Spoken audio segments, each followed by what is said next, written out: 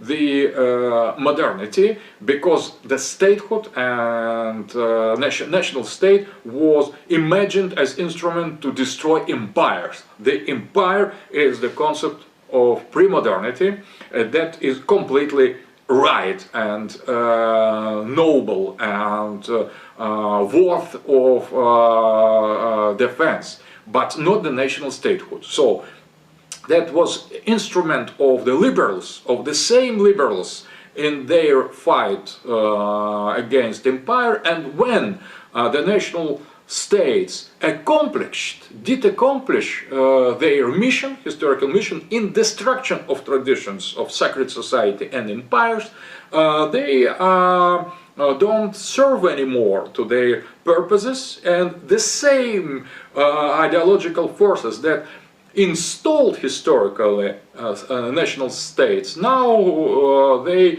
are destroying them. So they used this instrument and now they need it no more.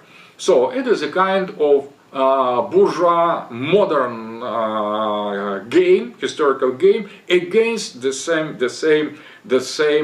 enemy, the enemy of open society that was fought with a national statehood, and after the final victory over the traditional empires, now the national states are losing their sense, instrumental sense for the liberals, and they are liquidating them because they don't need national states anymore. So we see that in the globalization process.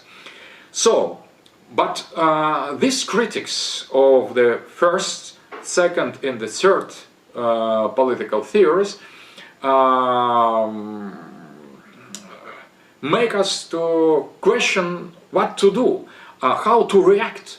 We have two anti-liberal ideologies that have lost their fight, and now we see that it was not only historical casuality, that was also the kind of destiny, ideological destiny of 20th century that has shown that the real modernity is represented by liberalism.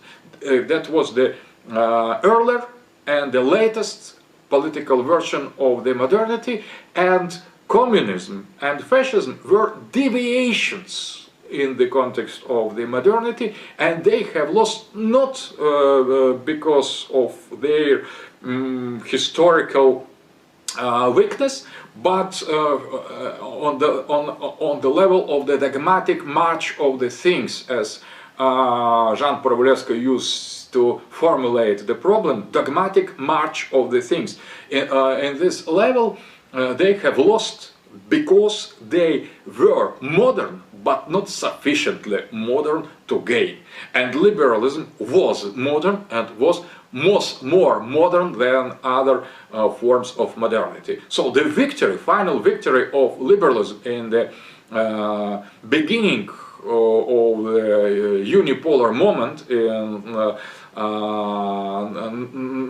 91, that was a kind of